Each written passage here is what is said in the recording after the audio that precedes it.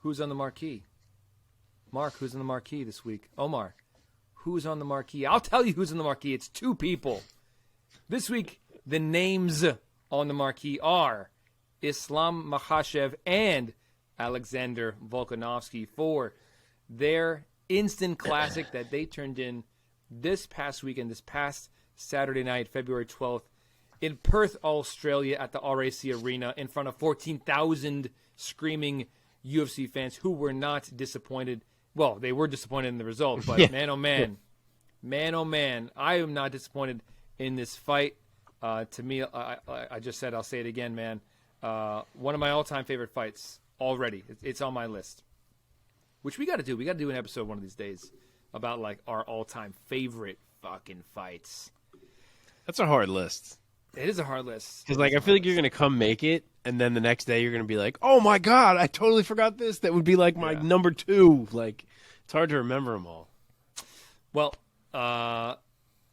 it is not the first time, but it was a champ versus champ fight. Alexander Volkanovski, the current UFC featherweight champion, moved up in weight to challenge for the lightweight title, challenging Islam Makhachev. It was ultimately a losing effort. Spoiler alerts. Makhachev got it done on the scorecards and won by a unanimous decision. All three judges scoring the fight in favor of Makhachev. The scores read 48-47, 48-47, and a 49-46, which I'm sure one of us might have something to say about. Yeah, he's a fucking chooch. Mark, let me throw it over to you first. What was your take on the fight, the performances of these two men, and the decision ultimately? What a fight. What a night. This thing was awesome. I have the same take as you. Amazingly, I got a couple texts from people afterward when I shot out texts saying, like, wow, that was awesome. Who were like, really? You thought so? Like, I feel like not that much happened. I was like, get the fuck out of here. Like, if that fight didn't do it for you, just pick a different sport. It's not your sport. You're in the wrong sport. This was unbelievable. It really was a fight that I'll remember for a long time. The real storyline of this fight was, have we found someone in Volk who could step up to Islam Makhachev and present some resistance to this man's dominance? And that part of the story delivered in spades. Volk was every bit Islam's equal on Saturday night. You know, he went in there, he stared across at this guy who had begun to seem somewhat unstoppable as of late, and he just gave zero fucks about it. Like, from the beginning, he was calm, talking in there, laughing in there, reacting to the crowd, even with Islam on his back. Like, if you think about what Islam has done to people and the ease that he has done it with, and then I tell you that within the first few minutes of that fight, Islam's going to have Volk's back, and Volk is going to be ignoring it and playing to the crowd and fucking throwing up hand signals. Like, you'd be like, no fucking way. And that's what this guy went in there and did. Like, he is an animal.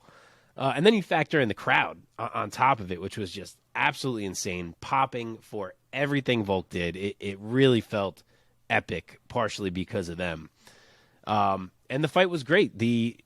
Early on, I would say the movement of Volk and like the switching stances that he was employing, it definitely gave Islam a lot of pause compared to what we normally see. Islam is usually able to kind of walk people down, and because of the dual threat that he is, they don't react well. And Volk wasn't allowing it just because his movement was so good and he kept switching stances, and it seemed like Islam couldn't – I got fuzz flying in my face – couldn't really figure out how he wanted to enter, and it was frustrating him to start. And Volk was really setting that pace. But as we saw in round one, all Islam needed to do was land one, which he did. He brought Alex to a knee, and then he charged and he took the back. And the first round didn't tell you a huge story of what was coming, I guess, because, like, yes, as I said, Volk was fine and he was posing, but he was also stuck. He was stuck for about 2 minutes, and it kind of felt like, all right, Islam's being Islam. And you kind of thought, are we going to see this again in round two? And then round two comes, and we get the whole story of, like, holy shit, like, this is going to be a real fight because, I mean, first off, we get a knockdown from Volk, which I didn't even realize was a knockdown live. I thought Islam tripped, and on the rewatch, I've since realized it was a knockdown. But then Islam kind of scrambles and gets Volk down again, and you're like, here we go, it's going to be the same. And Volk gets up, and then he gets him down again, and Volk gets up again. And that's when it was kind of like, oh, shit. Like, this is happening. Like, Volk is here, and we're about to get 15 plus more minutes of this that are going to be fucking wild. Like, that was really when it hit you. And you could tell it's when it hit Bisping. Like, Bisping kind of lost it when Volk truly got up and separated. Like, that's when everybody started to really buckle up. And that round in itself was a razor close round. I'll kind of circle back to the scoring, I guess. Round 3 was razor close as well. Round 4 even. I get the argument of, like, Volk was landing all these punches. I think it's tough to not give it to Islam because Islam was on his back for such a long period of time. But that's the round where I feel like Volk blew it, because that round was the first time where I kind of had the feeling of, like, wow, it sort of looks like Volk has more energy right now. Like, what's going to happen here? And then he gets caught in that takedown where he kind of gets half up and he's so comfortable that he starts talking to Islam's corner about how he's about to get up.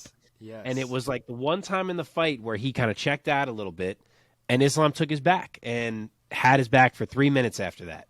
And you wonder, looking back, like, if he would have just focused on getting up, could he have won that round and he would have been the champ right now? Yeah. So I'm sure he regrets that moment. Turned out to be a huge mistake.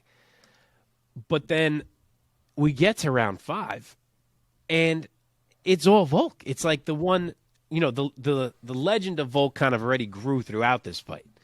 But it just explodes in round 5 and goes through the roof with the knockdown. Like, he is raining shots standing over Islam.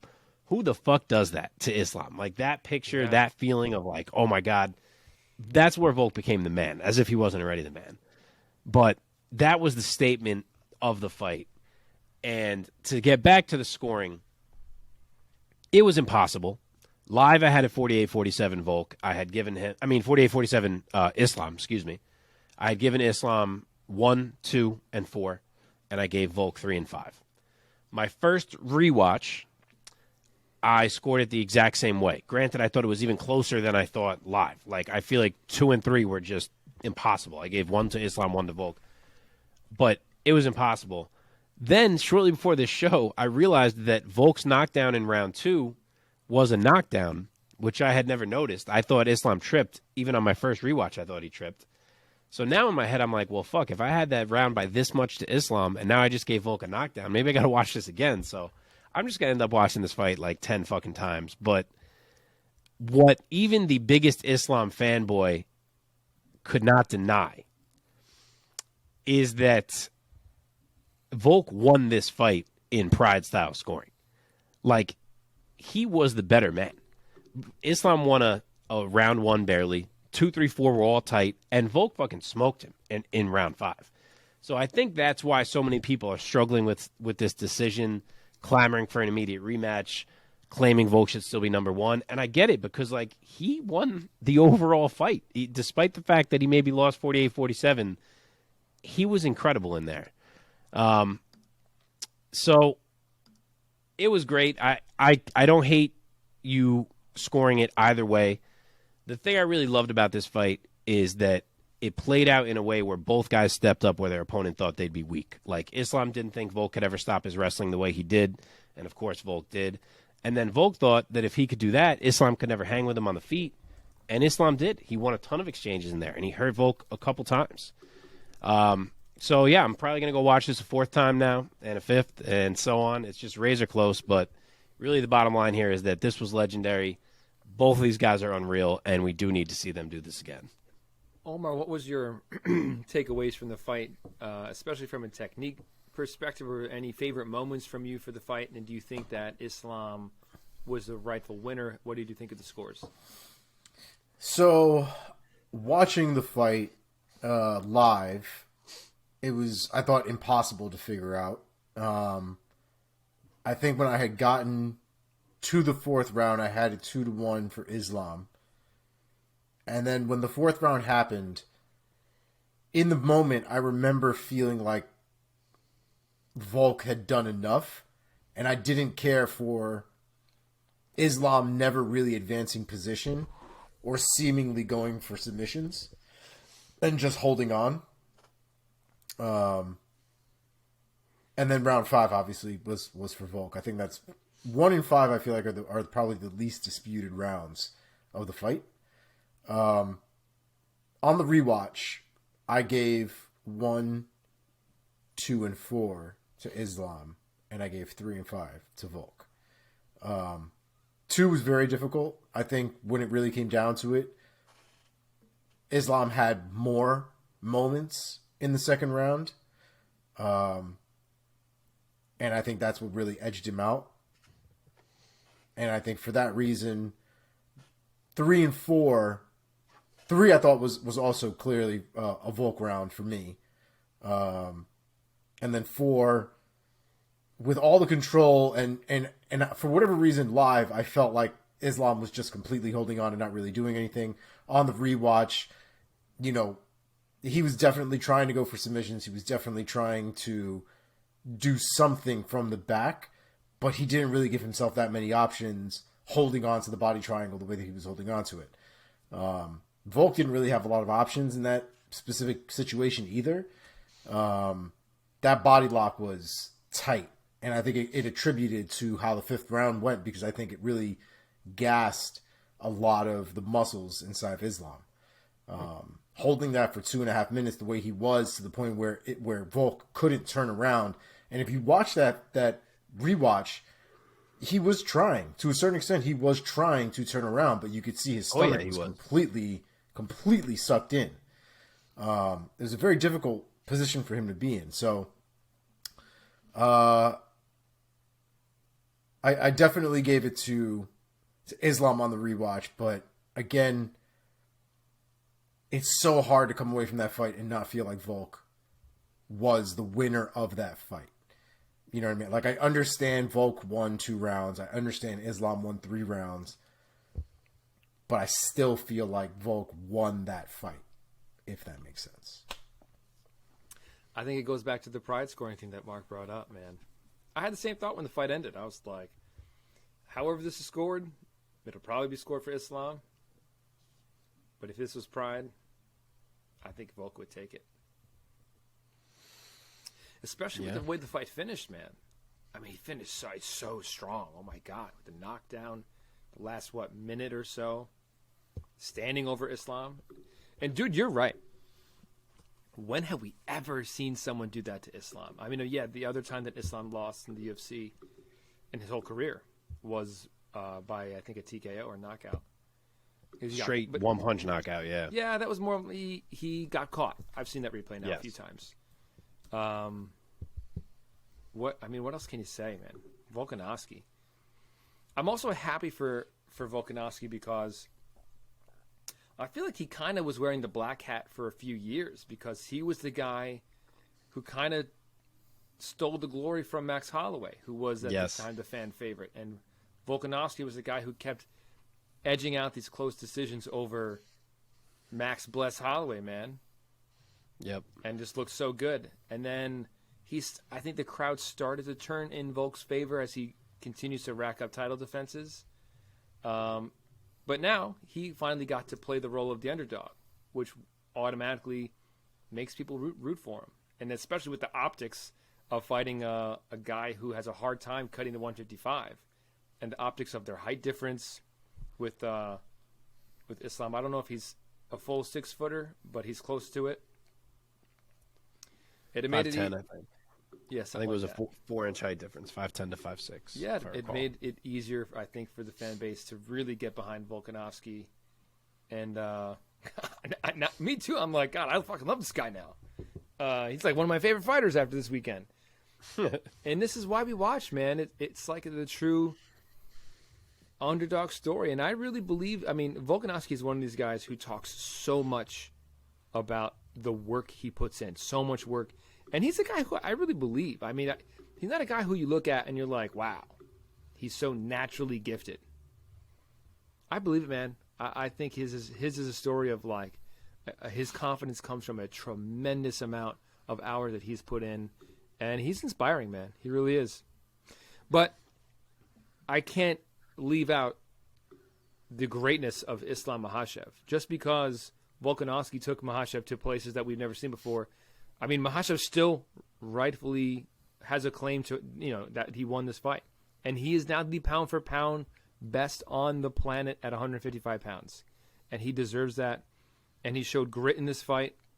He showed tremendous skills in this fight. Hey, also, do not sleep on Islam Makhachev's striking.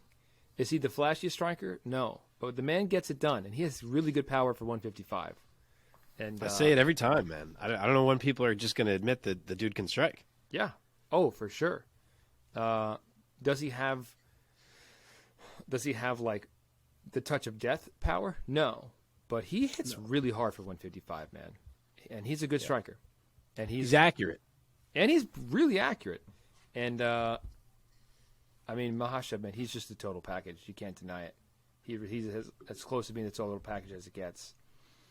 Yep. All right. What is next for these two UFC fighters? Will they meet again anytime soon or no? Mark, what do you think? I mean, I love the idea of a rematch. Who doesn't? I think it's something that has to happen. I don't know that it has to happen immediately. It seems like the more days that pass, the more Volk is pushing for that. Like on the night of, he was very much like, well, I guess I'm going to go fight Yair now, and then we'll see if we can do this again. It seems like since then he's kind of being more vocal about like, well, Yair can do his thing right now. I'd love to do this again. So maybe we're going to get it again right away. I kind of feel like I'd rather see Volk go unify the titles with Yair and have Islam defend against someone, whether that would mean Poirier or Dariush or whoever it would be. There's obviously options there. But I kind of think if you have both of these guys go back, defend their belts, and win again, the hype only gets bigger for them to meet again rather than doing it again right away. Mm-hmm. So that's how I'd go about it, but obviously there's no wrong answer here. Omar, what do you think? Rematch, yay or nay? Honestly, I'm down to see a rematch, particularly because I think there are certain things that I feel like Volk didn't do correctly that I feel like on a second attempt he would be able to do. It sounds like Khabib had some feedback for Islam as well, so there might be some things in there that we may not see a second time around. However, the one thing I feel like that won't happen is Volk won't be giving that much respect to Islam early in the fight. And I think he gave way too much respect, worried about the takedowns, worried about the strength, worried about everything that we all thought was going to be a problem. And I think once Volk kind of got into the groove, he realized this isn't really as bad as anyone made it out to seem. Let's get to work. And so we saw kind of that shift in the momentum, especially as the rounds went through. But I feel like on a second, and let me be clear, if this was a 10-round fight, just based off of the performances, Volk, first of all, regardless of the fact that Volk was basically almost done with that fight in the first place, would have gone another 5 rounds. That cardio that man has is stupid. I don't even understand it. I don't. Oh yeah. Islam was definitely on the way down, and Volk seemingly was like a straight line. Like it just didn't seem like it was going down. It wasn't as high as when he first started, but it just wasn't going down. And it was really impressive to watch. So I just feel like on a second whim, on a second try, Volk gets it done. And I feel like if you go back to unifying the title, defending the title, if something were to happen, if one of them has a big fight that might need another you're gonna lose, I think, the fire that's kind of already been sparked. I think this is one of those you strike while the iron's hot kind of things. That's fair. The rematch is so interesting because I agree with everything you said about Volk, that he would not show as much respect and maybe he would be more aggressive from jump and all that. But at the same time, I know Islam had a really rough weight cut, so I wonder how much of a factor that was. And I also wonder how much his game plan changes, because I do think, as much as he respected Volk and he prepared for Volk and all that, I think he thought things that always work would work. From all his interviews, it seemed like he was just like, I'm going to do what I do, and it doesn't matter. And now that he knows that, I could see him coming in with a more effective game plan as well. So I don't even know who I would want to say, like, oh, if they have a rematch, I think this guy's in a better place. Like I'd be just as undecided as I was going in. Or I I'm will more say undecided. the one thing I did notice though is that Volk wasn't overpowered by Islam. Islam has had, just like Khabib, this reputation of just like teddy bearing motherfuckers and just doing whatever he wants to them, however he wants, grabbing limbs from all kinds of fucking angles, and guys are just sitting there twisted up like pretzels, don't know how they got there. They get let go of, and they're like, "What the fuck just happened to me?" And we're talking about elite fighters, not like small roster guys. We're talking about guys who this shit doesn't happen to in a real fight, in a professional fight, or at the gym. So for Islam to go in there and seemingly not only put up a fight, but also be competitive to the point where an argument could be made one way or the other from a close ass fight. And I think it needs to be done one more time. Oh yeah, it has to happen. Even if it's not the next fight, it has to happen in their next 3 fights maximum. I would say, like we have to get there. I have a additional question to this. So remember, things move fast in MMA. It wasn't that long ago we were talking about how Islam hadn't fought a lot of these top guys. Then he smoked Charles Oliveira, and we were kind of all like, oh, okay, he's this good. Now we see this. Does seeing this do anything in your mind to say, like, wow, now that I just saw this, I wonder what a Dustin Poirier could do? Whereas a couple months ago I was like, it probably doesn't go well. Or does your mind just say this was all Volk and Islam versus Dustin probably goes the same way you imagined it would a week ago? For me, the biggest issue with Dustin Poirier has always been his mindset going into certain fights. He sometimes will do what Volk kind of did in this fight, where he might worry about something too much, and then his game goes out the window. He doesn't fight his fight anymore. The entire fight goes into stopping somebody else's game instead of fighting his fight. And I feel like he'll do that against Islam Makhachev.